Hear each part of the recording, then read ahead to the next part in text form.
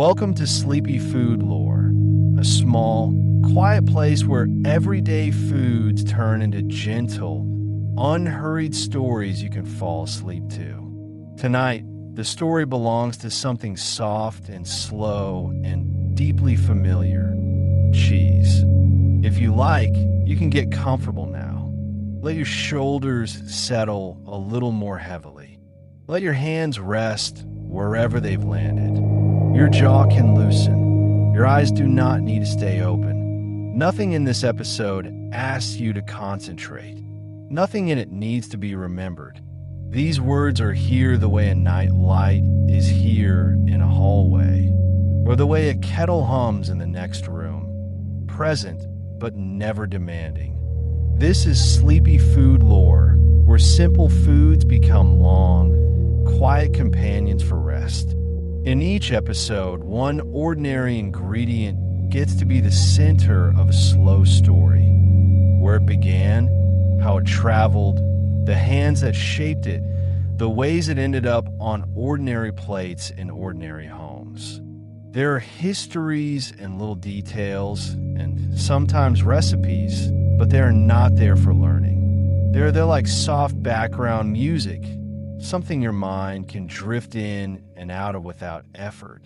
Tonight, the companion at your bedside is cheese. Not one single cheese, but the idea of cheese itself.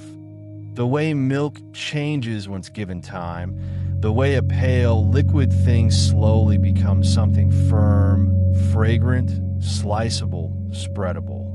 From crumbly farmhouse cheddar to melty mozzarella, from sharp blue veins to mild, creamy rounds, cheese has followed people through centuries. Always ready to fill sandwiches, sit beside bread and fruit, melt over potatoes, or appear in small, careful pieces on a wooden board. Cheese is a comforting food in a very particular way. It feels solid and gentle at the same time. A slice on warm toast, a little heap grated over hot pasta, a corner nibbled late at night from the fridge. These are small acts that make a day feel softer at the edges. Cheese carries warmth even when it is served cool, because it reminds the body of rich milk, of steady animals and fields, of kitchens where someone took the time to stir, to press, to wait. More than almost any other food, cheese is made out of patience and time. Milk on its own is brief and delicate. It sours quickly. It needs to be drunk soon. Cheese says, what if this didn't have to end today? Someone long ago learned to add something to the milk, to warm it gently, to cut the curds, to drain the whey, to press the soft mass, and leave it alone. Hours pass, days pass, months pass. The outside thickens into rind. The inside grows flavor. What began as something fleeting becomes something that can wait on a shelf for months, even years, quietly improving. There's something very soothing about that. The idea that you can set something in motion and then simply let time do its work.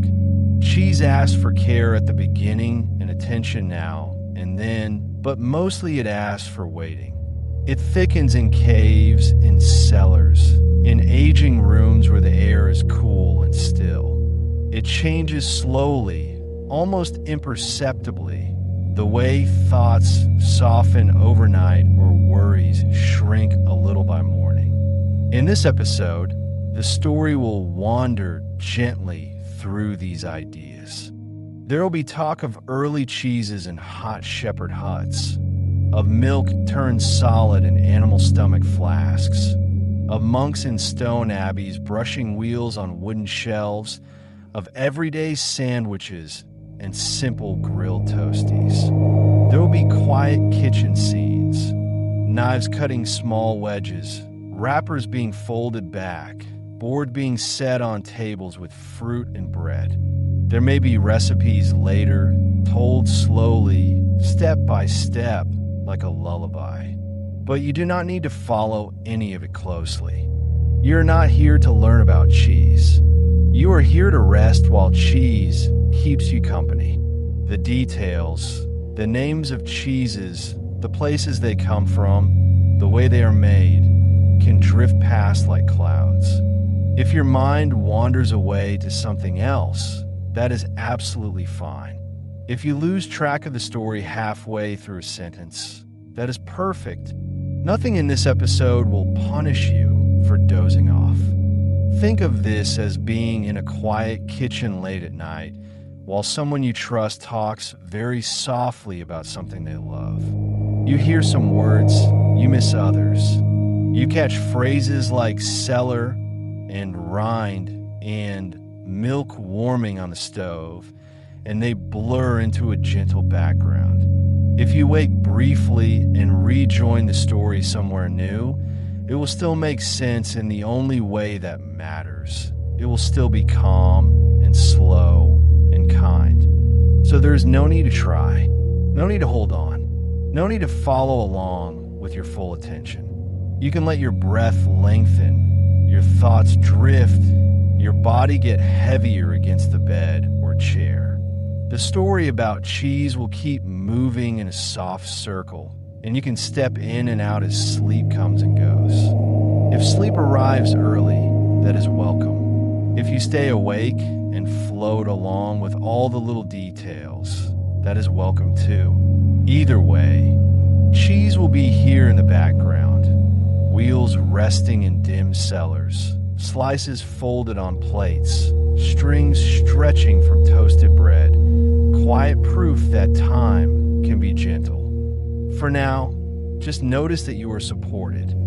Feel where your body meets the mattress or the cushions. Let your eyes soften, even if they remain open for a while. Let the day move slightly further away. Somewhere in the distance of your imagination, picture a small round of cheese on a wooden shelf in a cool, dark room. No hurry, no noise, just a slow, patient maturing hour by hour while the world goes on outside. That is the pace of this story. You are invited to match it or to fall peacefully behind it into sleep. Long before cheese appeared sliced on plates or melted on toast, it began as a quiet accident in the lives of people who followed their animals across open land. Early herding cultures moved with their flocks, chasing pasture and water, living close to the rhythms of milk and weather. Sheep, goats, and later cows were not just animals. They were walking stores of food, especially in places where crops were harder to grow. Milk was precious, but it was also fleeting. Left too long, it soured, separated, disappeared into something no longer drinkable. So people, out of necessity, learned to carry it with them. In many old stories, the origin of cheese begins with a traveler in a simple container. Imagine a herder setting out across hot, dry country with milk stored in a pouch made from an animal's stomach or skin. Those early vessels were not inert. The lining of a young animal's stomach naturally holds enzymes that help digest milk. As the herder walked, the milk inside the pouch warmed in the sun. It sloshed and rocked with every step. Hours passed. By the time the pouch was opened, the milk inside was no longer liquid in the way it had been. Instead, something new had formed, soft, trembling lumps of curds surrounded by a thin, cloudy liquid. The milk had quietly thickened and then separated as it traveled. At first, this must have been surprising, perhaps suspicious. But hunger and practicality encourage courage. Someone tasted the soft part. It was tangy but nourishing, firmer than milk, easier to carry, slower to spoil. The liquid, the whey, could be drunk or given to animals. vessels. That first accidental fermentation would have been a small revelation. Milk did not have to be drunk immediately. It could be transformed into something that lasted longer. From there, the knowledge spread and deepened. People began to notice patterns. Milk soured more quickly in heat, more slowly in cool shade. Certain vessels seemed to produce better curds than others. Stirring, cutting, draining, and pressing changed the texture. Over time, what began as an accident became a set of simple, repeatable actions. Warm the milk gently. Add something to trigger separation, a bit of old soured milk, or a liquid from a previous batch, or pieces of dried stomach lining. Wait until soft curds form. Cut them into smaller pieces. Let more liquid drain away. Nomadic and semi-nomadic herders adapted these steps to their own landscapes. In hot, dry regions, curds might be drained thoroughly and then salted heavily, shaped into small balls or cakes that could dry in the air and travel easily. Salt slowed spoilage, and dryness made the cheese almost as portable as grain. In cooler, damper places, curds could be pressed into baskets or simple molds, then left in caves or storage huts where the air was naturally cool and stable. The vessels themselves tell part of the story. Archaeologists have found shards of ancient pottery with tiny, regular holes, early strainers, and sieves used to separate curds from whey. Other pots show traces of milk fat clinging to their inner surfaces, signs that milk was heated or stored repeatedly inside them. In some regions, woven baskets lined with leaves served as molds, letting excess liquid drip away while leaving faint patterns on the surface of the forming cheese.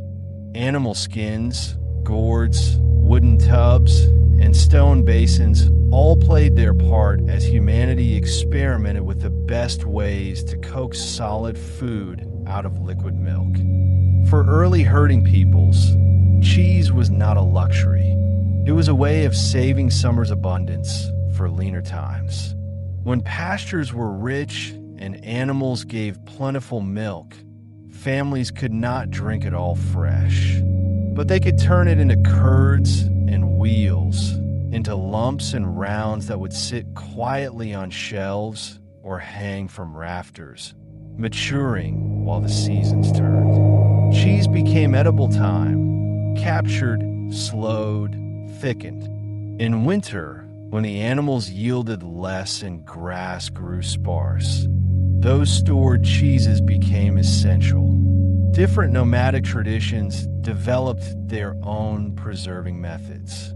In some Central Asian cultures, sour, dried curds were shaped into hard pellets that could last months, even years, then be softened in water or broth when needed. In the Mediterranean world, brining emerged. Fresh curds stored in salty water or whey, kept cool in clay jars, slowly firming into feta-like cheeses that resisted spoilage. In mountain regions, larger wheels were stacked in caves where natural conditions of temperature and humidity created a perfect aging room long before anyone understood the science behind it. Each of these methods grew from the same basic problem. Milk spoils quickly, but animals keep giving it. Cheese was the answer that allowed people to stay with their herds, to move through wide, open landscapes without leaving their main source of nourishment behind. The daily work of milking became linked with the daily work of stirring and draining, of checking curds with practiced fingers, of turning small rounds so they dried evenly. Over time, these quiet acts became traditions. Children learned to recognize the moment when milk had set firmly enough to cut, but not so long that the curds would become tough.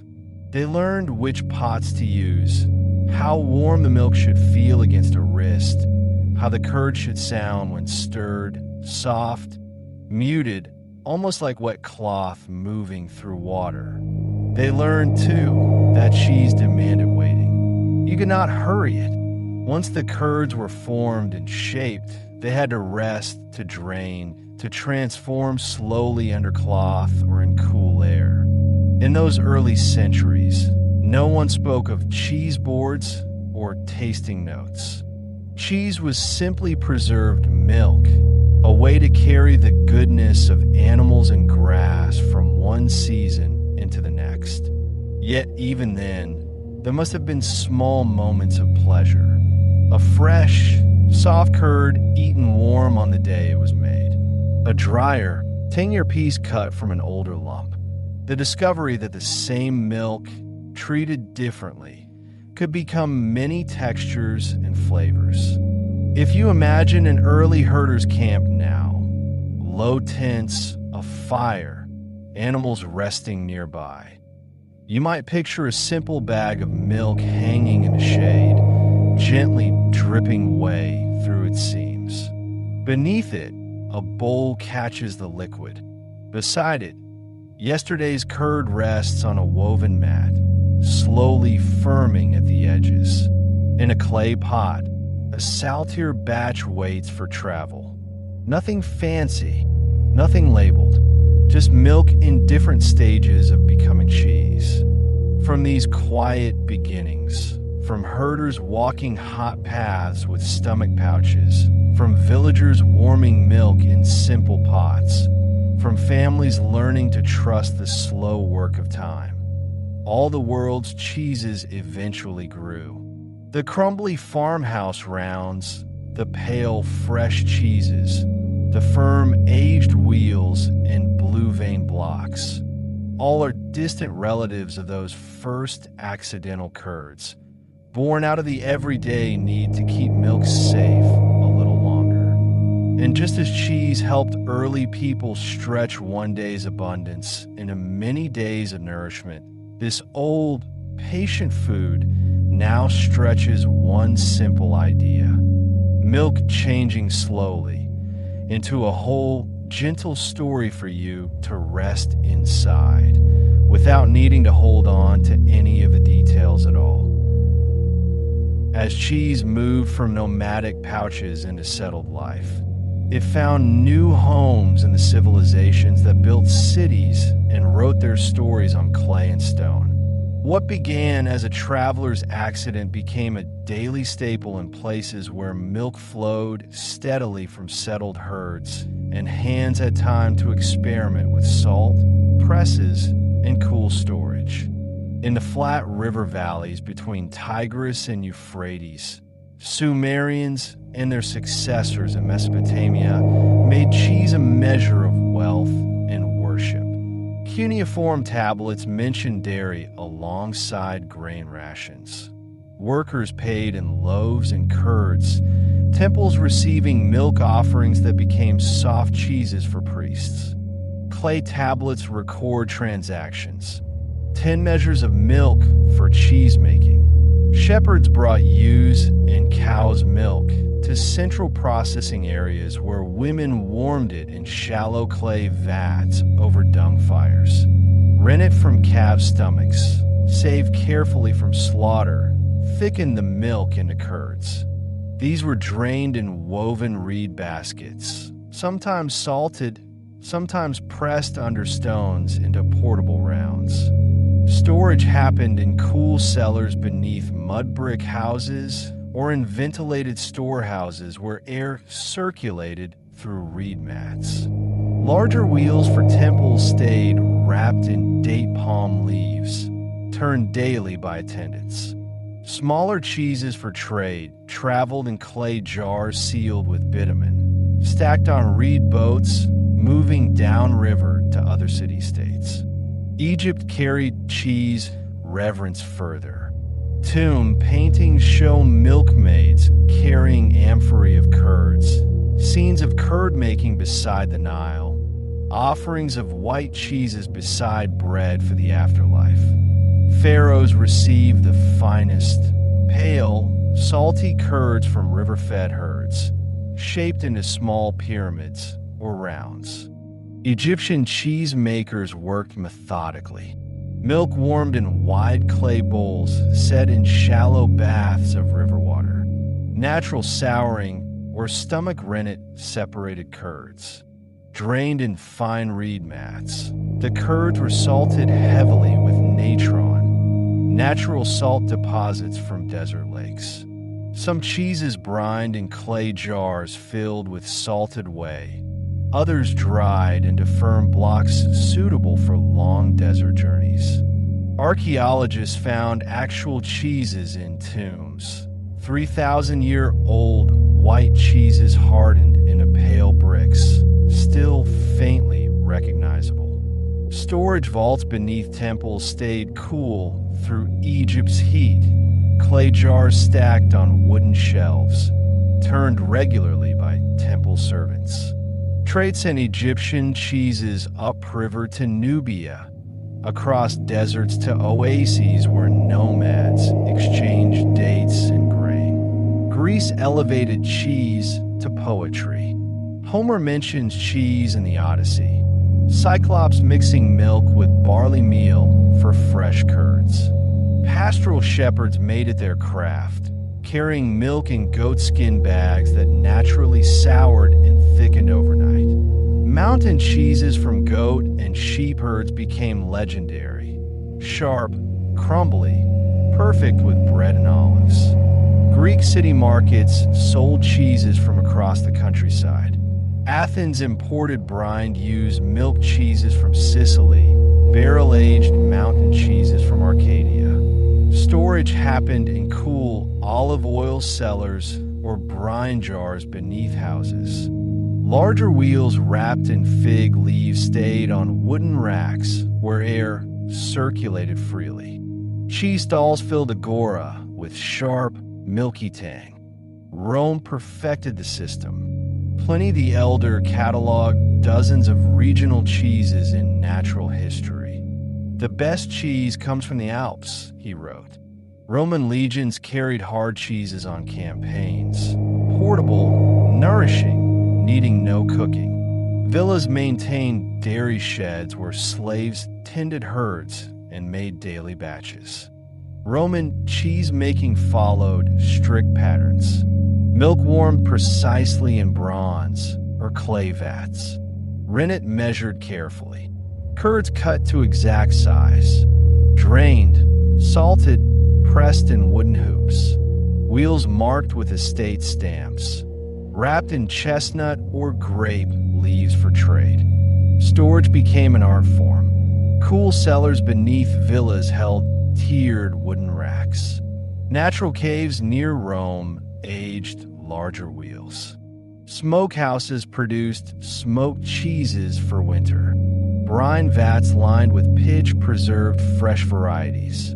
Roman trade routes carried cheeses across Gaul, Hispania, North Africa. Hard Pecorino style cheeses packed in amphorae with olive oil. Early dairying tools, hands kneading milk. Across these civilizations, simple tools transformed milk into cheese. Wide, shallow clay pots heated milk evenly over low fires. Woven reed mats and coarse cloth drained whey gently. Wooden presses shaped curds into wheels. Long wooden paddles stirred without breaking delicate curds. Rennet production followed ritual. Calf or lamb stomachs cleaned carefully, soaked in salted water, hung to dry. Liquid pressed out when needed, strained through cloth. Some cultures used thistle flowers or fig sap as vegetarian rennet. Plant juices that thicken milk through natural enzymes. Cheese demanded cool, humid darkness. Mesopotamian cellars beneath houses stayed underground temperature year-round. Egyptian temple vaults used Nile evaporation for cooling. Greek oil cellars kept cheeses submerged in olive oil amphorae. Roman caves provided perfect 10 to 15 degrees Celsius with steady humidity. Wheels turned daily, wooden paddles sliding beneath, lifting, replacing. Rinds brushed clean of mold. Weaker cheeses rewrapped in fresh leaves. Salted varieties checked for brine levels. This patient tending separated professional cheesemakers from simple home producers. Cheese traveled wherever grain traveled. Roman legions marched with hard Pecorino wheels. 2 pounds fed one soldier 3 days. Egyptian traders packed natron salted cheeses for caravan journeys. Greek merchant ships carried amphorae of brine feta to Sicily, Magna Graecia. Mesopotamian riverboats stacked clay jars alongside barley sacks. Each civilization marked its cheeses. Roman wheels bore estates stamps pressed into rinds. Egyptian cheeses shaped pyramid-like for pharaohs. Greek mountain cheeses tied with olive branches. Trade quality guaranteed by weight, rind condition, smell through clay seals.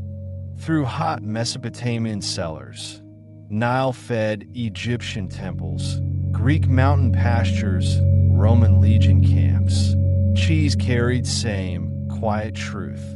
Milk waits briefly. Cheese waits patiently. Hands warm, stir, drain, press, salt, store. Time transforms. Civilizations rise and fall. Cheese endures on wooden shelves, in cool caves, through caravan routes, into ordinary meals. Picture now an ancient storehouse. Clay jars in rows, wooden racks holding pale wheels, air heavy with milk tang. Attendant moves slowly between shelves, paddle in hand, turning cheeses that began as liquid months ago. Outside, cities hum. Inside, cheese waits steadily, ready when needed. The ritual of making cheese is a slow circle of repeated, gentle actions. Each step follows the one before it in a calm, predictable order. Milking, warming the milk, adding cultures, stirring, resting, cutting the curds, draining, pressing, salting, turning the wheels, aging and caring for the rinds. It is less a single recipe and more a quiet pattern that people step into day after day with their hands and their patience. Milking. Everything begins with milking. In the early morning, when the light is soft and the air is cool, people walk out to the animals with clean pails and calm movements. Cows, sheep, or goats stand in their familiar places, shifting slightly, breathing slowly. Hands wash, then wrap gently around warm udders. Milk flows in steady streams into the pail, sounding like a soft tapping on metal. The person milking settles into a rhythm. Squeeze, release, squeeze, release. The animal's breath, the faint rustle of straw, and the sound of the milk all blend into a quiet, steady pattern. When the pail is full enough, it is carried carefully back to the kitchen, warm against the hands. Warming the milk. The milk is poured through a strainer into a clean pot to remove any stray bits of straw or hair. The pot is set over a gentle heat. The milk warms slowly, never rushed, so that it does not scorch or boil. A hand or a clean finger may be dipped into the milk from time to time to check the temperature, aiming for a warmth that feels like blood heat. Warm but not hot, comforting rather than sharp. As the milk warms, a slight steam begins to rise from the surface. Tiny bubbles may form around the edges of the pot. The person at the stove watches quietly, stirring now and then with a long-handled spoon to distribute the heat. When the milk reaches the right warmth, the heat is lowered or turned off completely, and the milk rests, ready for the next step.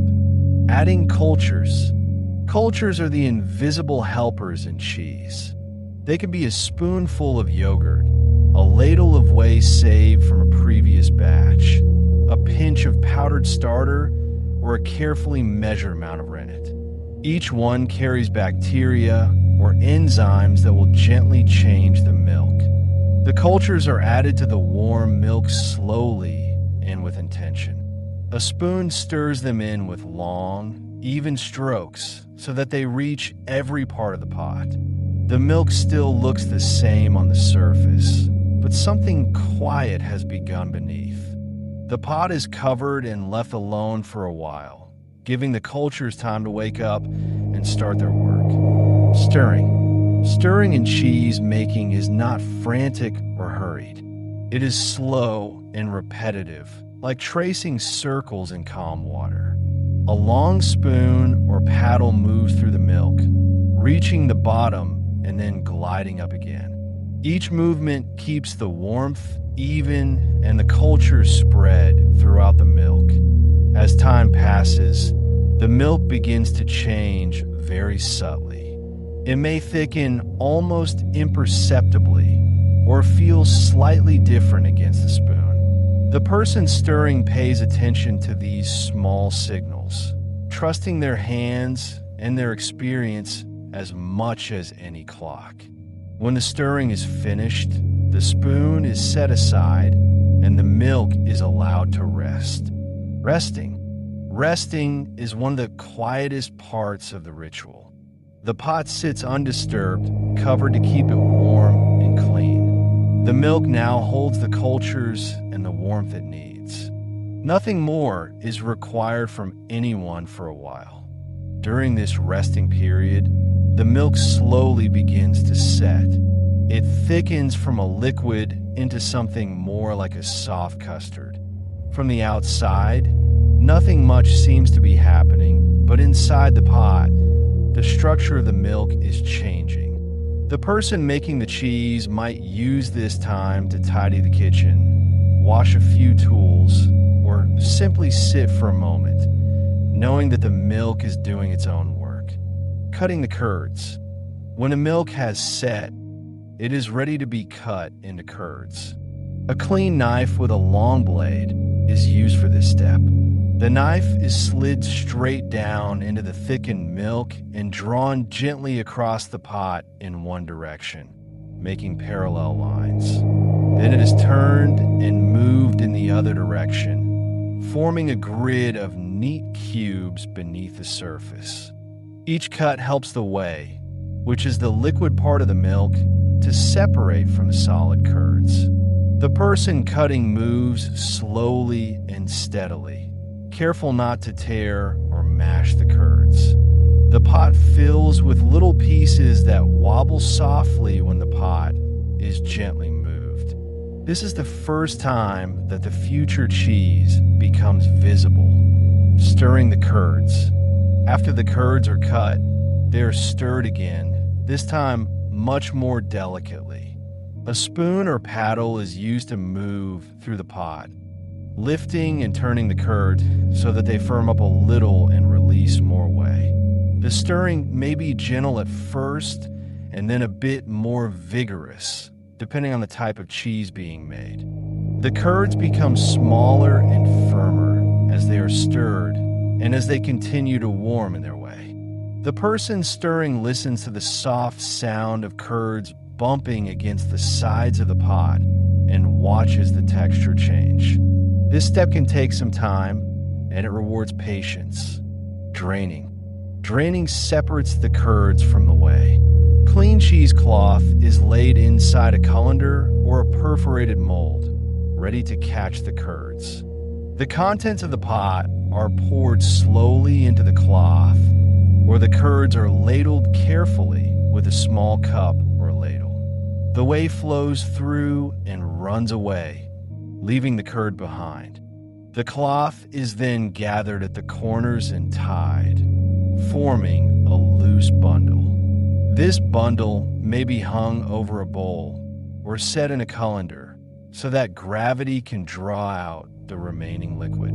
Drops of whey fall steadily, one by one, while the curds settle and become more solid inside the cloth. This can take minutes or hours, depending on the cheese. The kitchen grows quiet again as the draining continues. Pressing. Pressing gives the cheese its shape and helps it become firm. The drained curds are placed into a mold, which might be round, square, tall, or shallow, depending on the tradition. The curds are packed gently but firmly, making sure there are as few air pockets as possible. A flat lid or follower is placed on top of the curds, and a weight is added. The weight can be a simple stone, a jug of water, or a dedicated press. Over time, the pressure pushes out more whey and encourages the curds to knit together into a solid piece. The pressing may be light at first and then gradually made heavier. The person making the cheese checks occasionally, adjusting the weight and making sure the cheese is forming evenly. Salting. Salting can happen in different ways, but it always serves the same quiet purposes. It seasons the cheese, helps it keep, and guides how it will age. Sometimes salt is sprinkled directly onto the curds before they go into the mold. Sometimes a formed cheese is rubbed with salt on its surface. Sometimes the cheese is soaked in a brine bath, which is a simple mixture of water and salt. Salt enters slowly, over hours or days. It moves from the outside toward the center of the cheese, firming the texture and shaping the flavor. The person salting the cheese often uses their hands, rubbing the grains gently across the rind or turning the cheese in the brine. This touch connects them again to the wheel or block they have created. Turning the wheels. Once the cheese has been formed and salted, it rests in a cool place on a wooden board or shelf. From this point, turning becomes part of the regular ritual. Each cheese is lifted carefully, flipped over, and set back down. This helps the moisture and the salt distribute evenly and keeps the cheese from sticking to the surface beneath it. Turning can happen every day at first, and then less often as the cheese matures. The person who turns the wheels often follows the same path through the cellar or storage room, moving from shelf to shelf, touching each cheese in turn. The movement is repetitive and calming, like a slow walk through a quiet library. Aging. Aging is where time does nearly all of the work. The cheeses rest in a cool, stable environment, such as a cellar, a cave, or a dedicated aging room. The temperature is not too warm and not too cold, and the humidity is kept steady. In this space, the interior of the cheese slowly transforms. Textures change, flavors deepen, and aromas grow more complex. Days become weeks, and weeks become months. The person caring for the cheese visits regularly to turn the wheels, check the rinds, and sometimes taste a small sample. They listen to the hollow sound when a wheel is tapped. They feel the firmness under their fingers, and they trust the slow pace of the process. Aging cannot be hurried without losing something essential: washing and caring for rinds. Some cheeses develop special rinds that also need gentle attention. The rind might be brushed, washed with salt water, rubbed with brine or wine, or patted dry. A clean cloth, dampened with the chosen liquid, is used to wipe the surface in slow circles. This encourages the growth of helpful molds and discourages unwanted ones. The person washing the rinds moves carefully from cheese to cheese, dipping the cloth, squeezing it out, and then tending each wheel. The cellar fills with soft smells: earth, milk, a hint of salt or wine. This quiet, repetitive care gives the cheeses their final character and completes the ritual. The ritual of making cheese is not about rushing to the end. It is about entering a gentle sequence of actions and allowing time to stretch and soften around them. Milking, warming, stirring, resting, cutting, draining, pressing, salting, turning, aging, and washing are all steps in a circle that turns slowly, day after day. Listening to this process, or imagining it, does not require any effort or memory. It is enough to picture the hands moving calmly and the cheese slowly becoming itself, while you're free to let your own thoughts drift and your body rest. Cheese travels quietly through many cultures, settling into daily routines and ordinary meals all over the world. It changes shape, flavor, and texture from place to place, but it keeps the same gentle purpose: to nourish, to comfort, and to wait patiently on shelves and tables until someone is ready to eat. In this slow wander, wooden boards, clay jars, cool caves, and warm ovens all play their part. French traditions. In France, cheese is treated almost like a soft-spoken poem that sits at the end of a meal. It is often served on a small board with bread and fruit, after the main dishes have finished and before dessert. People cut thin slices of brie or camembert, crumble a little roquefort or shave hardcourt, and add them to a simple piece of bread for a quiet, lingering bite. French cheeses were traditionally made in farmhouses, mountain chalets, and monasteries, often by women and monks who repeated the same careful steps every day. Milk from cows, goats, or sheep was warmed gently, set with rennet, and then slowly turned into curds, pressed into molds, salted, and carried to cool, damp cellars or natural caves. In those caves, such as the famous ones used for roquefort, wheels rested on wooden boards while cool air and time deepened their flavor. Storage was a peaceful, patient ritual. Cheeses lay in rows on straw mats or wooden shelves, sometimes wrapped in leaves or cloth. They were turned regularly so that they aged evenly, and their rind were brushed or washed to encourage the right molds to grow. Daily routines included early morning milking, late morning curd work, and evening visits to the cellar, where each wheel was checked, turned, and gently cared for. Italian traditions.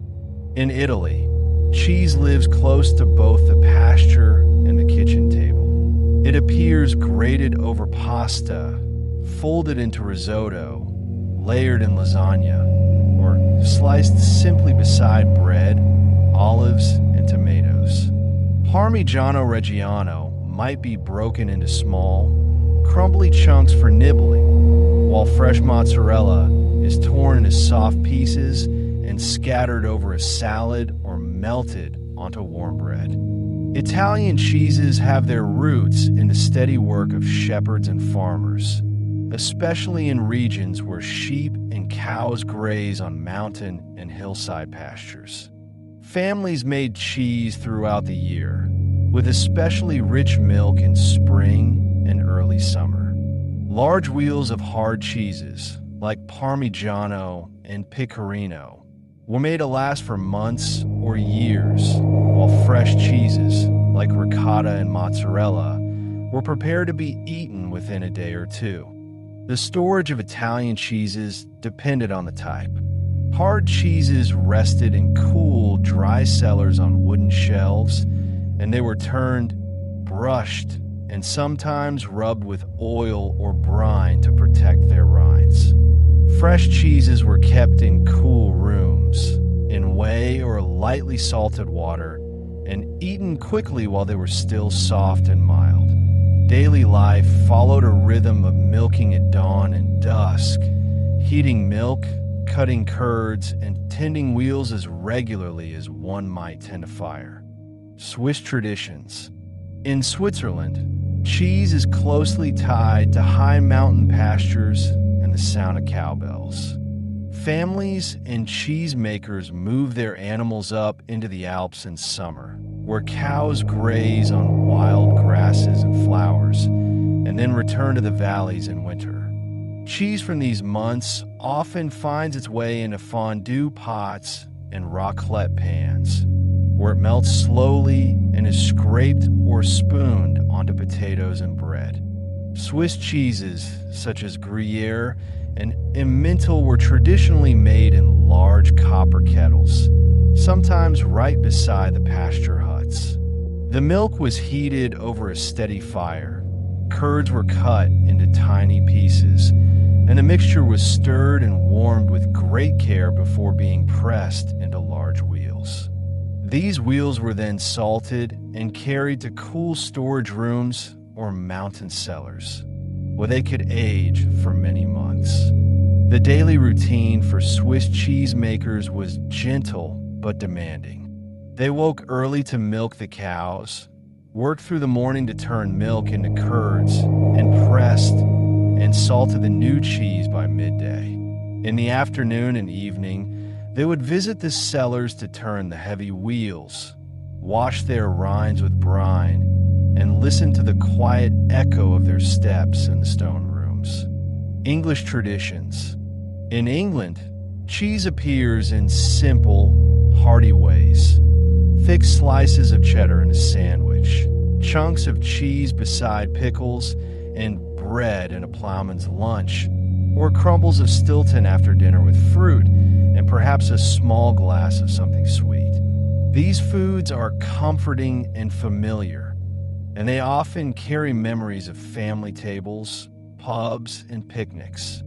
Traditional English cheeses, such as cheddar and Cheshire, were often made on farms by families who used milk from their own herds.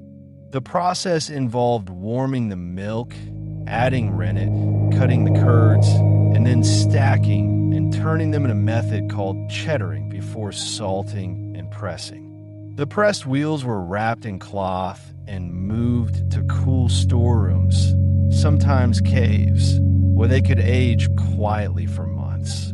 Storage was centered around cool, slightly damp spaces. Cheeses were placed on wooden shelves or boards, and the cloth wrappings were sometimes rubbed with butter or lard to protect the wheels. Each day, someone would visit these rooms to turn the cheeses, confirm that the cloths were intact, and make sure that the air felt right. This regular care was just another part of the farm's rhythm, alongside milking, baking, and tending the fields. Middle Eastern cheeses. In many Middle Eastern cultures, cheese is light, tangy, and often eaten fresh or preserved in simple, practical ways. It appears at breakfast with olives, cucumbers, tomatoes, flatbread, and olive oil. Soft cheeses like labna are spread thickly and drizzled with oil and herbs, while firmer cheeses may be grilled or crumbled over warm dishes. Traditional cheeses in these regions were often made from goat or sheep milk, which suited the climate and the animals kept by nomadic and village communities. Milk might be turned into yogurt first and then strained to make labna, or it might be curdled and pressed into small blocks that were stored in brine. Some cheeses were dried in the sun into very firm, long-lasting shapes that could be carried on long journeys. Storage reflected the heat and dryness of the environment. Cheeses were kept in clay jars filled with salted water or olive oil, hung in cloth bags, or dried on racks in shaded, breezy places.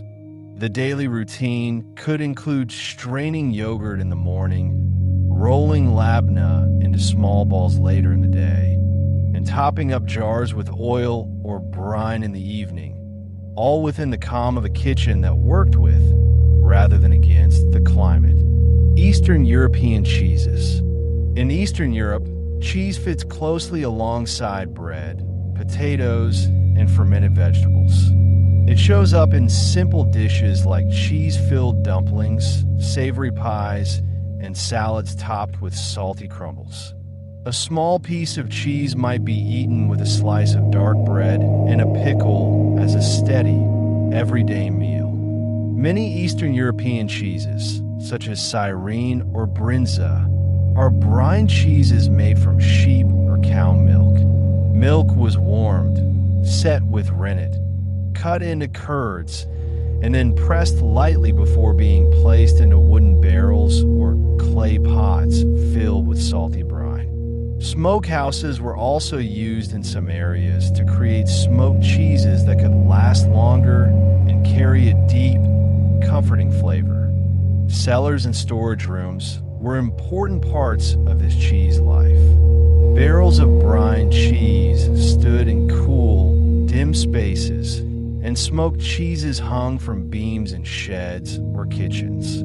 Daily routines involved checking the brine level, turning cheeses in their containers, and tasting small pieces to see how the flavor had developed. The work was steady and unhurried, fitting into farm and village life as naturally as tending a garden. South American cheeses. In South America, cheese often feels bright, fresh, and close to the stove. Soft cheeses such as queso fresco and queso blanco are crumbled over beans, tucked into empanadas, or sliced into sandwiches. In some regions, firmer cheeses are grilled or fried until their edges turn golden and their centers become soft and stretchy. Cheese making here has grown from a mix of indigenous traditions and European influences. Families and small farms heat milk, add a simple coagulant like vinegar or rennet, and then drain and press the curds lightly to form fresh cheeses that are ready within hours. Some cheeses are aged longer and become crumbly and salty, perfect for grating over dishes. Storage can be simple and practical.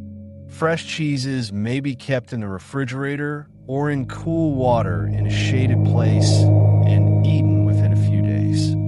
Firmer cheeses rest in cool rooms or on shelves until their texture is right. The daily routine might include making a fresh batch in the morning, using some of it in cooking during the day, and saving the rest for family meals, always with the familiar smell of warm milk and cheese nearby. Cheese, in all these places, fits into ordinary days rather than standing apart from them. It appears at breakfast, lunch, and supper, in quiet kitchens, and on busy tables. It is made by hands that repeat patient movements, stored in spaces that hold cool air and time, and eaten in slices, crumbles, and melted pools that feel both everyday and deeply comforting. Fresh cheeses are made through a series of calm, careful steps that follow one another in a gentle, predictable order. The process begins with clean equipment and fresh milk, and it ends with soft curds that are ready to be eaten within hours or days. Each stage relies on warmth, time, and very simple tools. First, all of the equipment is cleaned thoroughly. The person making the cheese washes their hands with warm water and soap and dries them with a clean towel. The pot that will hold the milk is washed and rinsed so that there is no soap left on it. A colander, a piece of cheesecloth, a ladle, a spoon, and a thermometer, if one is used, are also washed and left air dry. The cheesecloth is often rinsed in very hot water so that it is as clean as possible. This gentle preparation makes sure that only the desired cultures will act on the milk. Next, the milk is chosen and poured into the pot.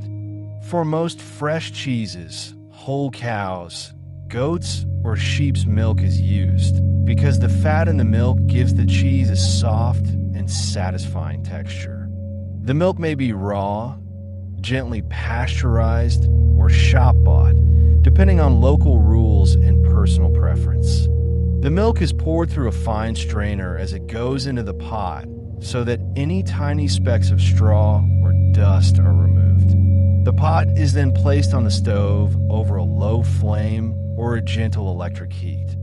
The milk is warmed slowly and patiently.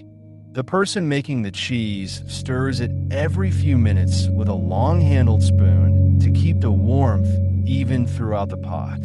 They may use a thermometer, aiming for a temperature in the range that is comfortably warm to the touch, but not hot, often around the temperature of warm bath water. Alternatively, they may gently dip a clean finger into the milk and judge by feel. The milk should feel warm and pleasant, but never uncomfortably hot. Heating the milk slowly helps to protect its flavor and texture. Once the milk reaches this gentle warmth, it is time to add something that will cause it to form curds. For many fresh cheeses, this may be an acid, such as lemon juice or vinegar, or it may be a small amount of rennet or a starter culture. If an acid coagulated cheese is being made, the person measures the lemon juice or vinegar and adds it slowly to the warm milk while stirring gently. If a cultured cheese is being made, they stir in a spoonful of yogurt or a starter powder and mix it well. If rennet is used, a few drops are diluted in cool water and then stirred through the milk in long, calm strokes. After this, the stirring stops and the milk is left alone so that it can respond to what has been added. The pot is covered with a lid or a clean cloth to keep it warm and free from dust. During this time, the milk either begins to acidify and separate, or it sets into a soft, custard-like gel, depending on the method used. This resting period can last from a few minutes, in the case of a simple acid curd cheese, to several hours if a cultured cheese is being made. The person checks the milk occasionally by tilting the pot slightly or touching the surface gently with a clean finger. When the milk has set enough, it is time to check for curd formation. In an acid curd cheese, the milk breaks into small, white curds and a clear, yellowish liquid called whey. In a cultured or rennet fresh cheese, the surface may look smooth and slightly shiny, and if a knife is inserted and lifted, the curd breaks cleanly.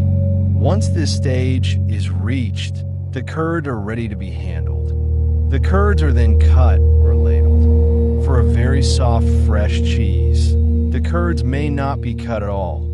Instead, they are scooped gently with a ladle into the waiting cheesecloth. For a slightly firmer cheese, the curd in the pot may be cut into large cubes with a long knife, moving the blade in straight lines one way and then the other. This allows more whey to escape. The person moves slowly, making sure not to mash the curds, so that they will remain soft and tender. The cheesecloth is placed inside a colander or a draining basket, and the colander is set over a bowl or in the sink. The curds and whey are poured slowly into the cheesecloth, where the curds are lifted with a ladle and placed into the cloth while most of the whey is left behind. The whey begins to drain through the cloth, leaving the curds behind. The corners of the cheesecloth are then gathered and tied together to form a bundle. This bundle may be hung from a hook over a bowl, or it may be left sitting in the colander so that gravity can draw the whey out over time. The draining stage is where the curds gradually firm up. Over the course of 30 minutes to several hours, depending on the desired texture, the whey drips steadily from the cloth. The kitchen grows quiet while this happens, with only the soft sound of drops falling and the faint scent of warm milk in the air. The person may occasionally untie the cloth, gently turn the curds, and retie it so that the cheese drains evenly. If a very soft, spreadable cheese is desired, the draining may be stopped while the curds are still quite moist. If a firmer, crumbly cheese is wanted, the draining is allowed to continue longer. When the curds have drained to the right point, the cloth is untied and the fresh cheese is turned out into a bowl or onto a clean surface. At this stage, the cheese is usually salted. Salt is sprinkled over the curds, and then the salt is mixed in gently with a spoon or by hand. The salt seasons the cheese and also helps it keep for a little longer. The person tastes a tiny bit, adjusting with a little more salt if the flavor is too mild. Sometimes herbs, garlic, or other gentle flavorings are folded in at this stage as well. The fresh cheese can then be shaped or left loose, depending on its purpose. It might be pressed lightly into a small mold or bowl to give it a neat form, or it might be spooned directly into a storage container. It is usually covered and placed in a cool place or a refrigerator to rest and firm up slightly. Some fresh cheeses are eaten the same day, while they still carry the warmth and sweetness of the milk. Others are left overnight, allowing their flavor to settle and their texture to become a little more cohesive. Throughout this entire process, the pace remains slow and gentle. There is no rush to push the milk or the curds faster than they naturally want to go. Fresh cheese making is less about precision and more about listening. Listening to the sound of the milk in the pot, watching the way the curds form and drain, and feeling with the hands when the texture is just right. When the process is finished, what remains is a bowl or a small shape of soft, mild cheese, ready to be spread on bread, crumbled over warm food, or eaten in simple, comforting spoonfuls. Aged cheeses are made through a long, patient sequence of steps that begins with warm, fresh milk and ends months or even years later with firm wheels resting quietly in a cool, dark place. The process is slower and more deliberate than that of fresh cheese, and it relies heavily on time, temperature, and steady daily care. Each stage builds on the last, turning something soft and fleeting into something solid and enduring. First, just as with fresh cheeses, everything begins with cleanliness and preparation. The person making the cheese washes their hands carefully with warm water and soap. The large pot, the long knife, the stirring paddle, the colander, the cheesecloth, and the molds are all washed, rinsed thoroughly, and left to dry completely. The cheesecloth may be scalded in very hot water to remove any lingering smells or residues. The press, if one is used, is checked to make sure it is clean and in good working order. This careful preparation makes a safe and calm environment for the milk and the cultures. Next, the milk is chosen and poured into the pot. For aged cheeses, the milk is often whole and rich, sometimes from cows, sometimes from sheep or goats, depending on the tradition. It may be raw from the farm or gently pasteurized. The milk is strained as it goes into the pot to remove any stray bits of hay or dust. The pot is placed over a low, steady heat. The milk is warmed slowly with frequent, gentle stirring so that the temperature rises evenly. The person may use a thermometer to guide them to a specific temperature, but they may also rely on touch, looking for a warmth that is clearly warmer than body heat, but still far from hot enough to boil. Once the milk reaches the target warmth, a starter culture is added. This culture might be a prepared powder, a spoonful of reserved whey, or another traditional starter. It contains beneficial bacteria that will begin to acidify the milk.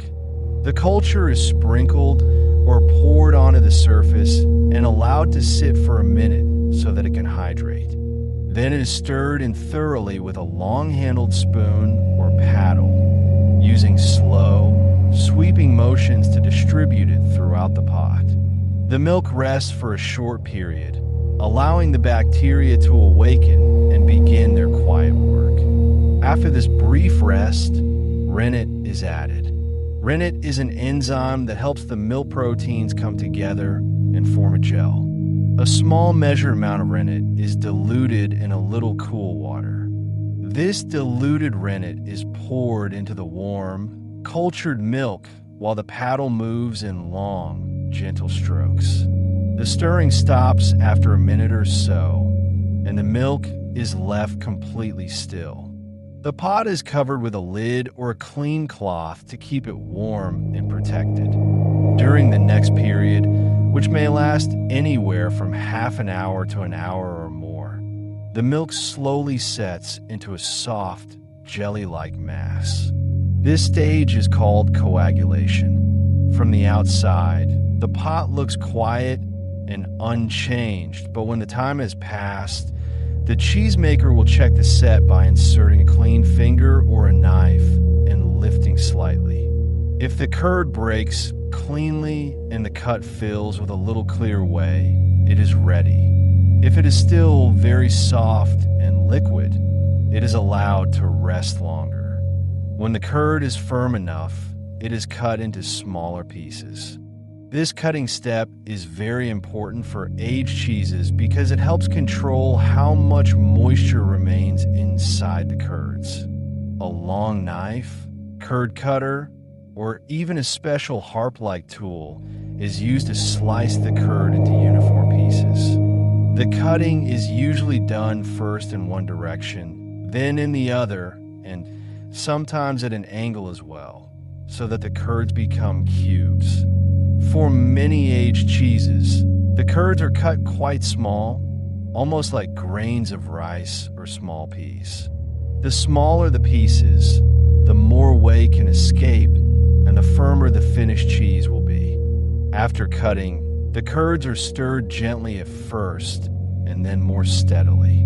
The pot may be heated very slowly during this stage, bringing the temperature up a few degrees to help the curds contract and release more whey. This is sometimes called cooking the curds, even though the temperatures are still relatively low. The person stirs constantly, watching as the curds become firmer and smaller, and as the whey becomes more transparent. This stage can last anywhere from 15 minutes to over an hour, depending on the style of cheese. The pace remains patient and even. When the curds have reached the desired texture and size, the whey is drained away. This may be done by scooping off some of the whey from the top and then pouring the remainder through a colander lined with cheesecloth, or by letting the curds settle to the bottom and draining the whey off slowly. Sometimes, for certain types of aged cheese, the curds are left in the pot and allowed to mat together in a slab at the bottom. This slab is then cut into big blocks and stacked on itself. The blocks are turned and res-tacked over and over, a process that encourages more whey to leave and helps develop the texture. At this stage, salt may be added directly to the curds, or it may be added later. If it is added now, The curds are broken into smaller pieces again, and dry salt is sprinkled over them. The salt is gently mixed in by hand, making sure that all the curds are coated. The salt seasons the cheese and also begins to draw out even more moisture. The curds are then placed into molds. These molds may be round hoops, tall cylinders, or other shapes, usually with holes or slits that allow way to escape. The curds are added a scoop at a time, sometimes pressed down slightly by hand to help them settle and knit together. Once the mold is filled, it is often placed into a press. The press applies a steady, controlled force to the cheese, helping the curds fuse into a solid wheel or block and pushing out any remaining whey. Pressing can last for many hours or even full day. The weights or pressure may be increased gradually during this time. The cheesemaker returns at intervals to remove the cheese from the mold, flip it over, and place it back under the press. This turning helps the cheese form evenly and prevents it from having a thick, uneven rind on one side. By the end of this stage, the cheese has a definite shape and feels firm to the touch, although is still quite moist inside. After pressing, the cheese is removed from its mold and often given another salting step. Many aged cheeses are soaked in a brine solution, which is simply water with a high amount of salt dissolved in it. The young cheese is placed into this brine and left there for several hours to several days, depending on its size and style. Salt slowly moves from the outside to the inside of the cheese during this time. In other traditions, the cheese is rubbed with dry salt on its surface each day for a period of time instead of being brined.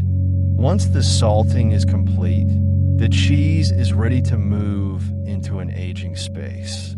This is usually a cool, humid room, sometimes a cellar or a cave, where the temperature and moisture are kept as steady as possible. Shelves, often made of wood, hold the cheeses so that air can circulate around them. The cheeses are arranged with space between them, and their aging begins in earnest. During aging, the cheese changes slowly and deeply. The outside may dry slightly, forming a natural rind, or it may be encouraged to grow a particular type of mold or bacteria. The interior becomes less moist and more compact. Flavors that were faint at first grow stronger and more complex. This transformation can take weeks for a young, semi-aged cheese, or many months to years for large, hard wheels. The cheesemaker's role during this time is quiet but continuous. They visit the aging room regularly to turn each cheese, usually every day at first, and then less often as time goes on. Each wool is lifted, flipped, and set back down. Some cheeses have their rinds brushed to remove excess mold or to keep them clean and even. Others are washed with a cloth dipped in brine, wine, beer, or other gentle liquids that influence the flavor and encourage certain surface cultures to grow. Every visit is a small act of care. As time goes by, the cheesemaker may test the cheese in small ways. They might tap it and listen to the sound, feeling for changes in firmness. They may insert a special tool called a cheese iron to remove a tiny plug for tasting. They pay attention to smell, feel, and taste, looking for the moment when the cheese has reached the balance that is just right for its type. There is no way to rush this decision. It is guided by experience, patience, and a sense of timing that has often been learned over many years. When the cheese is finally ready, it is cut from its resting place and brought out into the light. The rind, which might be dry, washed, cloth-bound, or mold-covered, give the first hint of what lies inside. A knife pressed into the wheel meets resistance and then yields, revealing a paste that might be dense and crumbly, smooth and supple, dotted with small holes, or marbled with blue veins.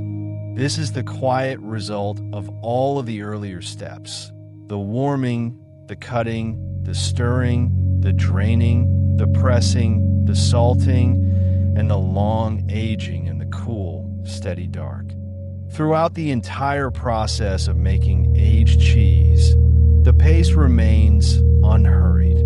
Each stage has its own natural length and cannot be rushed without losing something of the cheese's character.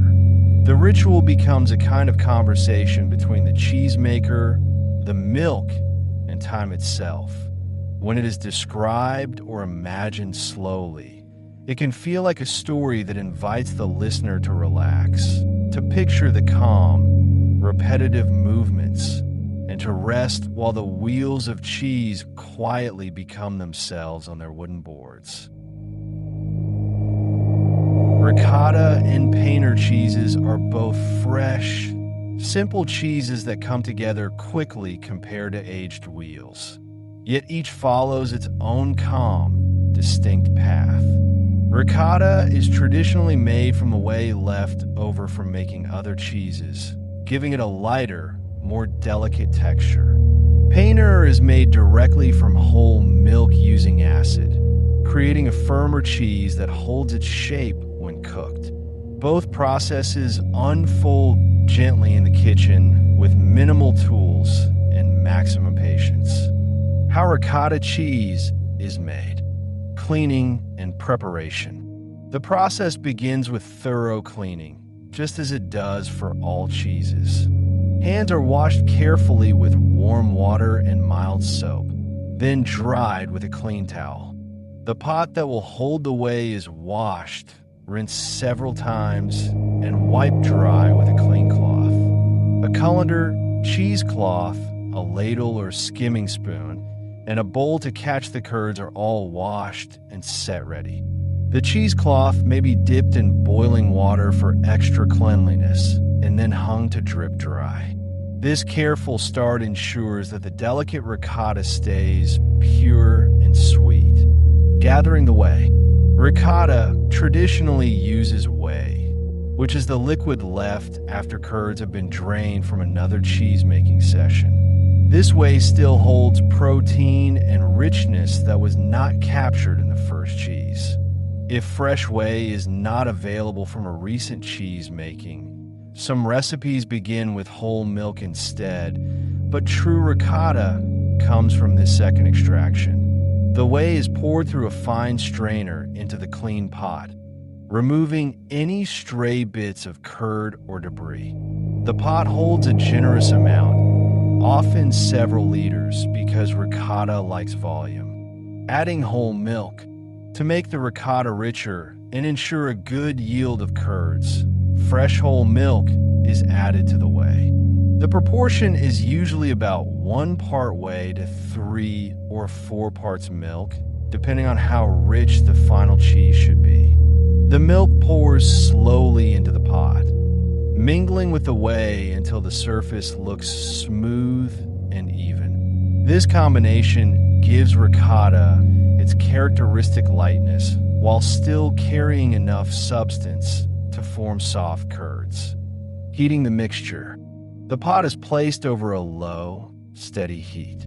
The whey and milk mixture warms gradually, with occasional gentle stirring using a long-handled spoon or ladle. The heat rises slowly, never rushing toward a boil. The person making the ricotta watches the surface closely, looking for the first tiny bubbles that form around the edges of the pot. A thermometer may show around 93 degrees Celsius, but the feel of steam rising and the scent of warm milk in the air also guide the process. Patience keeps the flavor sweet and clean. Acid coagulation. When a mixture nears a simmer but has not yet boiled, and acid is added to help the curds form. This is often lemon juice, white vinegar, or citric acid dissolved in water. About 30 to 60 milliliters of acid goes in for every liter of liquid, added in a slow, steady stream while stirring gently. The mixture will suddenly change. Within moments, small, soft, white curds begin to float to the surface, and the liquid turns clearer and slightly yellowish. This is the way separating from the fresh protein curds. The heat is either turned down very low or removed completely from the stove. Resting and skimming. The pot rests now completely still for 5 to 10 minutes. The curds continue to separate and rise gently to the top, forming a delicate cloud-like layer. Stirring has stopped so that the curds do not break apart. When they have gathered into a soft, floating mass, the person making the ricotta uses a flat skimmer, slotted spoon, or a ladle to lift them carefully from the surface. Each scoop goes into a colander lined with cheesecloth that sits over a bowl below. The curds are handled tenderly, almost like fresh snow, so they stay light and intact. Draining. The cheesecloth holds the curds gently as the remaining whey drips through. The colander rests over a bowl or in the sink, and gravity does all the work. For a very creamy, spreadable ricotta, the draining lasts only 15 to 30 minutes. For a drier, crumbly ricotta, it may continue for an hour or more. Occasionally, the corners of the cloth are gathered and the bundle gently turned or squeezed ever so lightly to encourage even drainage. The kitchen fills with the soft sound of drips and the faint, warm scent of milk. Salting and finishing. When the curds reach the desired moisture, the cheesecloth opens and the ricotta turns out into a clean bowl. A small pinch of salt, about half a teaspoon per kilogram of curds, is stirred in gently with a wooden spoon. The salt seasons the cheese without overpowering its natural sweetness. The ricotta is then covered loosely and left to rest in the refrigerator for a few hours, allowing the flavor to settle and the texture to become even more creamy. It is ready to eat the same day, spread on warm bread, folded into pasta, or spooned with a drizzle of honey. How Painter cheese is made. Cleaning and preparation. Painter begins the same way, with careful attention to cleanliness. Hands wash with warm water and soap until perfectly clean. The heavy-bottom pot, long knife, cheesecloth colander, heavy pots, or boards for pressing, and a bowl for whey are all washed, rinsed thoroughly, and dried. The cheesecloth scalds in boiling water and hangs to dry. Weights like clean stones or a full water jug are prepared and set aside. This preparation creates a space where the milk can transform without interference. Heating the milk. Whole milk pours into the pot, usually cow's milk for its neutral flavor, though buffalo milk makes an even richer painter. Several liters fill the pot generously. The milk heats slowly over medium-low heat, stirred frequently with a flattened spoon to prevent a skin from forming on top or scorching on the bottom. Tiny bubbles appear around the edges first, then steam rises steadily. The temperature climbs to around 90 degrees Celsius, but the milk must not boil. A clean finger dipped and feels very warm, but still manageable. Acid coagulation. The acid comes next, and it works quickly. Fresh lemon juice, white vinegar, or citric acid dissolved in water measures about 60 milliliters per liter of milk. The acid pours in gradually, 1 tablespoon at a time, while the spoon stirs in calm circles. After each addition, the person pauses to watch the milk respond. Very suddenly, the milk separates. Bright white curds form and clump together, floating in a pool of greenish-yellow whey. This change happens within moments.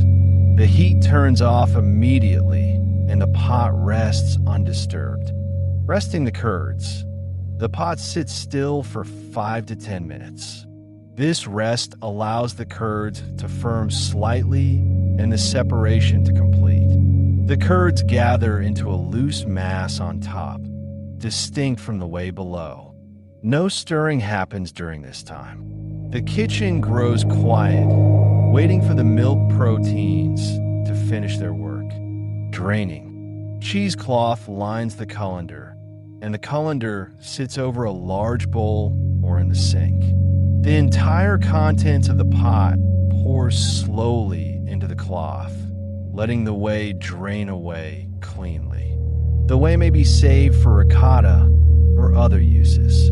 The corners of the cheesecloth gather and tie loosely into a bundle. For painter, the draining happens relatively quickly, about 15 to 30 minutes, because the curds need to stay moist enough to press well, but not so wet that they fall apart. Pressing.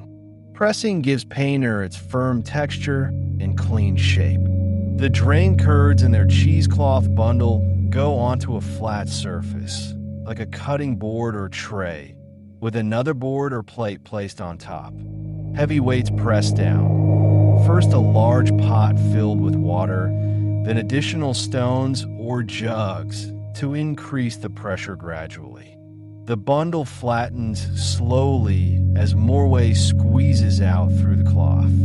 This pressing lasts for 1 to 3 hours, sometimes with the bundle flipped halfway through to ensure even pressure. The person checks occasionally, adjusting the weights if needed. Unmolding and cutting. When the painter feels firm and springy to the touch, the weights lift away and the cheesecloth unwraps. The painter turns out as a solid block with a smooth surface. It rests for 30 minutes or so, allowing it to cool and set completely. A sharp knife cuts it into cubes or slices of even size. The painter holds its shape perfectly, ready for curries, grilling, or skewers. Storing. Painter keeps well when submerged in fresh water in a covered container in the refrigerator. The water changes daily to keep the cheese moist and fresh. It stays good for several days to a week, though it tastes best when used soon after making. Both ricotta and painter invite a slow, attentive presence in the kitchen. Ricotta asks for gentle skimming and patient draining, trusting the lightest curds to rise and hold together. Painter asks for steady pressure and careful timing, guiding soft curds into firm blocks. The processes share milk, heat, acid, and cloth, but each arrives at its own quiet destination. When made at home, they fill the air with warm milk and simple satisfaction, ready to soften ordinary meals into something comforting and complete. Vegan and nut cheeses bring the ancient patience of cheese making to plants, seeds, and soy. No animal milk pours from pails here. Instead, cashews soak soft, almonds sharp and firm, sunflower seeds smoke earthy, and soy ferments deep. The processes mirror dairy ones closely. Soaking becomes milking, blending becomes warming, culturing becomes rennet, resting becomes aging. Time transforms hard nuts into creamy wheels, spreadable logs, and rind-bloomed rounds.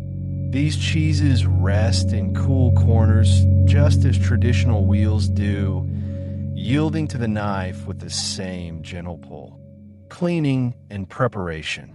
Every vegan cheese begins with the same careful cleaning. Hands washed thoroughly with warm water and mild soap, then dry with a clean towel.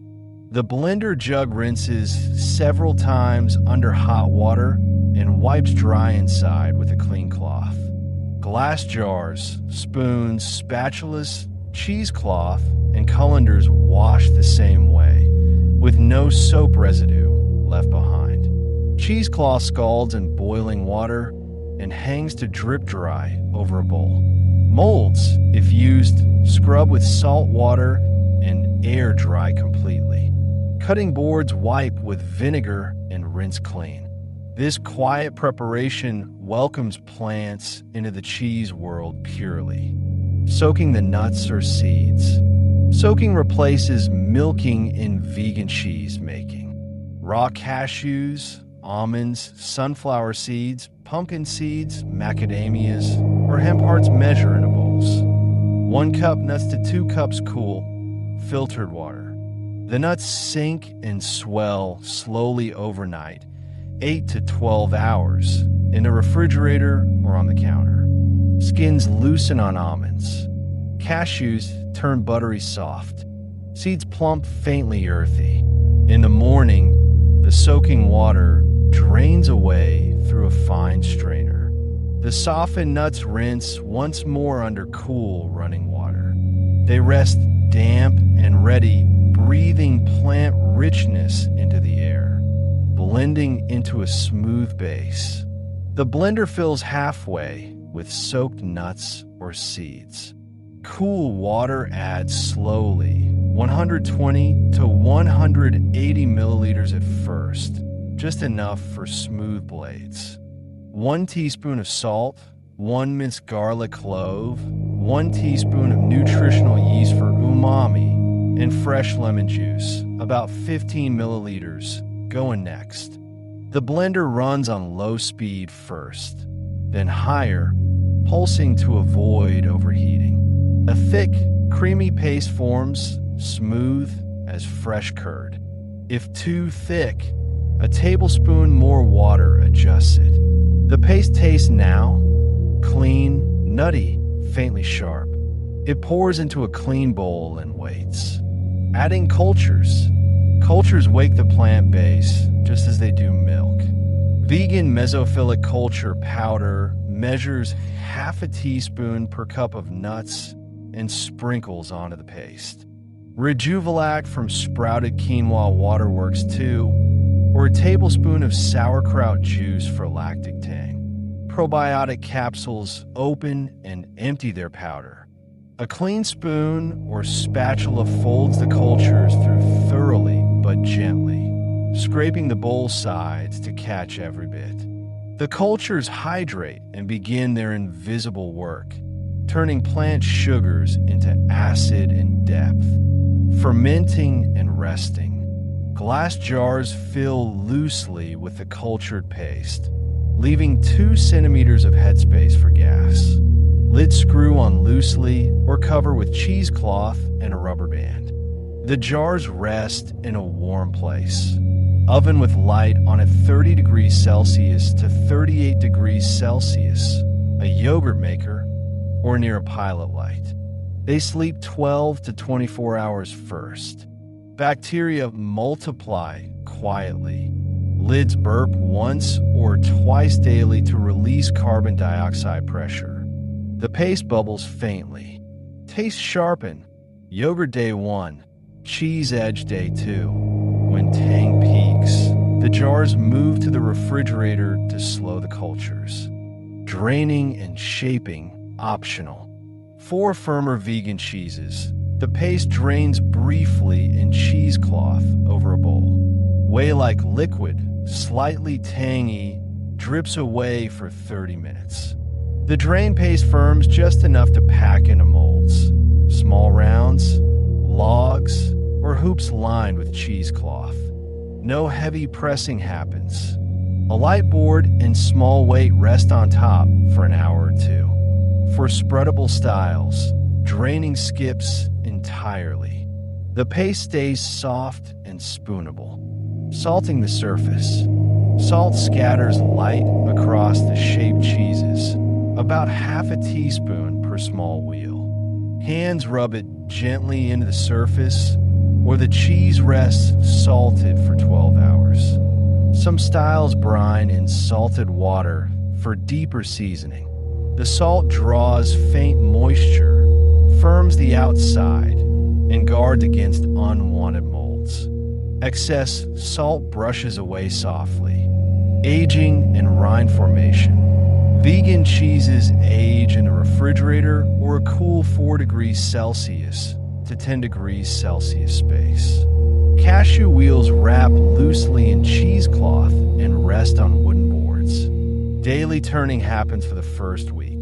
Lift smooth, flip gentle, set back down.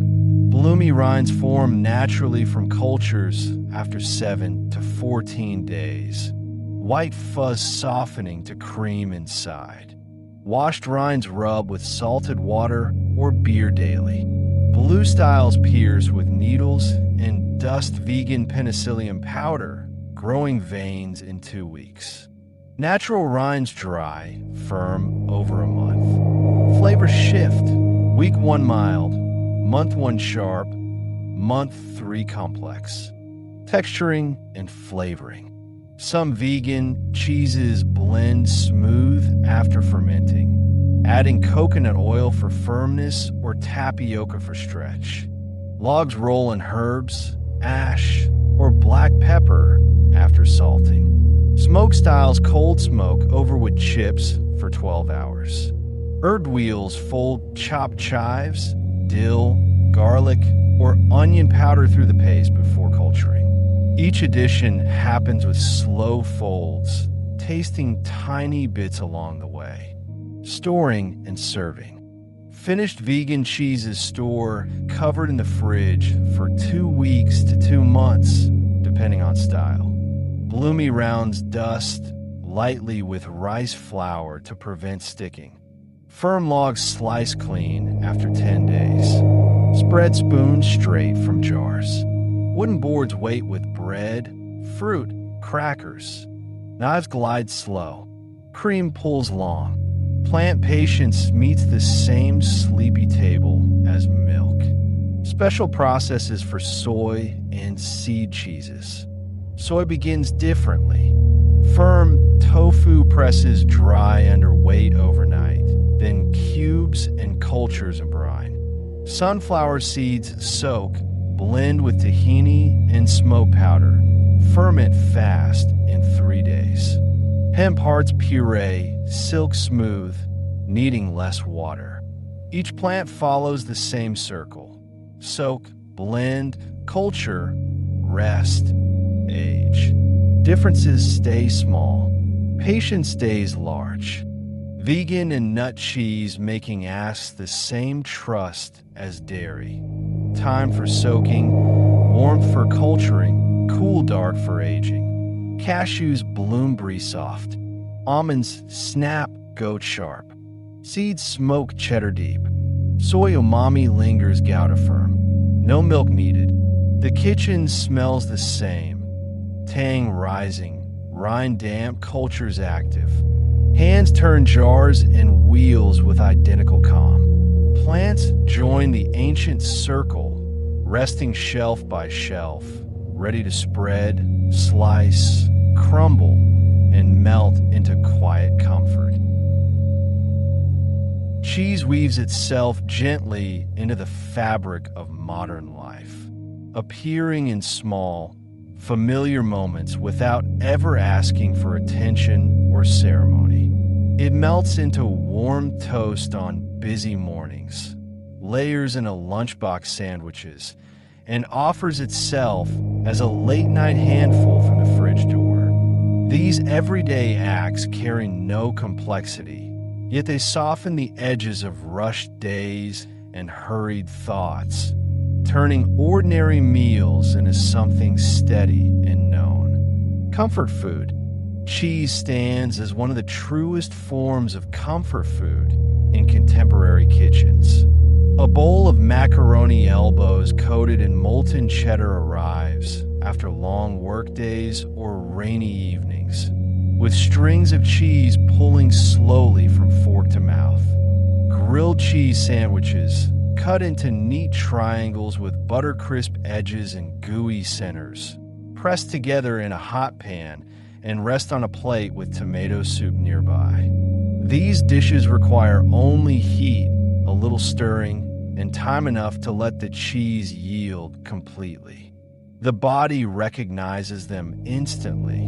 Shoulders soften, breath deepens, and a quiet fullness settles in. Cheese speaks to the brain's oldest signals of nurture. Warm milk, steady hands, rest after effort. Childhood memories. Childhood memories cling most closely to the smell and sight of cheese in motion. Cheese toast bubbles golden under the grill while a parent watches the edges curl, just so. Mother's knife slices thick cheddar for a plowman's lunch, with a jar of Branston pickle open on the counter beside it. Birthday lasagnas emerge from the oven with brown cheese crusts that crackle faintly under forks. School lunchboxes hold wax-wrapped Baby Bell wheels, peeled slowly with small fingers, or string cheeses that pull into endless threads. These moments lodge deep in memory. Years later, the supermarket cheese aisle or a cafe's croque-monsieur wafts the same scent, and decades fold small in an instant. Cheese holds what milk alone could not preserve. Toast. Toast remains cheese's simplest daily companion. In the morning, a thick grating of sharp cheddar melts under the grill until lace-like edges form and butter pools gold in the center. At evening, a slice of brie softens on a sourdough until the crust turns faint gold and the cheese yields warm. Midnight calls for a square of processed cheese microwaved 10 seconds, transforming into a soft, nostalgic square. Bread always slices even. Cheese chooses by mood. Thin and sharp for clarity, thick and mild for solace. The knife spreads without hurry. Heat works its quiet change. The first bite brings crust snap, followed by cheese coating the tongue slow and warm. Sandwiches. Sandwiches carry cheese through every hour and place. The Plowman's Pub lunch stacks cheddar chunks beside sharp pickle, apple slices, and doorstop bread. Italian subs layer provolone with salami and peperoncini. Ham and cheese baguettes compress hot in a panini press until the edge is crisp. Cream cheese crowns a morning bagel with a smear of jam or smoked salmon. Cheese binds each one. It keeps moisture in, deepens flavor, and holds structure firm. Packed into lunchboxes, they travel to park benches, office desks, or train seats. Wrappers fold back slowly. The bite yields cheese soft against crunch. A napkin wipes the chin. The day continues, but gentler now. Late night snacks. Late night snacks find cheese glowing in the fridge's half-light. The cheese drawer slides open soft. Corners break off. Manchego with its dark honeycomb rind. Stilton crumbling blue. Mozzarella stretching faint ghosts. Standing at the counter requires no plate. Crumbs brushed away with one hand. Sleep follows without fail. Cheese digests easily late. Protein steadies. Fat satisfies. No sugar wakes the mind. The body thanks the midnight handful. Thoughts quiet their circling. The fridge door closes. Darkness returns fully. Quiet kitchens. Quiet kitchens breathe cheese as their signature scent. Butter pops in the melting pan. Grating sends fine clouds into air already thick. Cellophane crinkles as the drawer opens. These smells say home without explanation. Family enters and smells the grill's toast, sighing automatic. Friends arrive to a simple cheese board, supermarket brie, a handful of grapes, crackers, and a stack. Conversations ease without effort. Cheese needs no introduction here. Familiar smells. Familiar smells bind it all. The melting tang rises from pan to ceiling. Grated Parmesan dusts the air like faint snow. Waste steam drifts from a pot on simmer. Ripening camembert whispers through the fridge door. These scents signal safety and rhythm. No one names them. Everyone knows. Cheese fills modern life not as luxury, but as thread, pulling through toast crusts, sandwich bread, midnight corners, quiet counters. It softens sharp days into something edible and kind. Rest in cheese's daily arms now. Picture your kitchen now. The fridge hums faint in the corner. The cheese drawer waits patient behind its crispers. A toast slice rests ready on the board. The knife lies beside it. Late light slants across the counter. Smell rises slow. Cheddar melt, butter pool. Sit on the stool first. No hurry to eat. Breath lengthens all by itself. The sandwich travels in tomorrow's lunchbox. Macaroni steams tonight's bowl, maybe. Childhood toast bubbles behind your eyes. Late night Stilton crumbles soft on the tongue. Every moment carries cheese shape. Every comfort bears milk memory. Breath matches kitchen rhythm now. Inhale with the fridge door opening cool. Exhale with toast crunch warming. Chest settles against counter lean. Shoulders drop into drawer quiet. Legs root stool solid. Cheese cradles modern life gentle. Childhood wheels turn into adult plates. Late night handfuls mend fray days. Familiar smells promise tomorrow's same peace. The story of cheese draws to its quiet end now. Milk has traveled its long path, from herder pouches swaying in hot sun, through monastery cellars damp with stone, across wooden boards and clay jars in kitchens around the world, and into modern fridges humming soft through the night. Hands have stirred, waited, turned, and tasted across centuries. Time has thickened liquid into slices, crumbles, and melts that comfort without asking anything in return. Gratitude fills this kitchen softly now. Thank you for resting here tonight. Thank you for letting these words drift past like clouds over green pastures, asking nothing of your attention or memory. Your presence has given this story its breath, turning simple tales of milk and wheels into a companion for sleep. The cheese thanks you too, in its patient way, for sharing this slow circle of time. Tomorrow carries no test of cheese knowledge. The wheels will age in their cellars without you. The kitchen somewhere will warm new milk over low fires. This voice fades now, leaving only rhythm behind in the quiet. Rest comes easiest with encouragement this gentle. Let the sheets tuck heavier around you. Let your breath lengthen all on its own. Let the day pull one step further away into shadow. Cheese has dreamed enough for one night. Fresh curds dripping slow, aged rinds snapping clean, plant wheels blooming white and soft. Your own dreams choose freely now, carrying whatever slice or scent they wish. No need to wake for any ending. No need to hold this farewell close. The kitchen empties slow and careful. The fire banks to final embers glowing faint. Pans gleam under moonlight only. Cheesecloths sway in a breeze so soft you barely feel it. The door closes with a latch click gentle as a sigh. So sleep well and rest deep.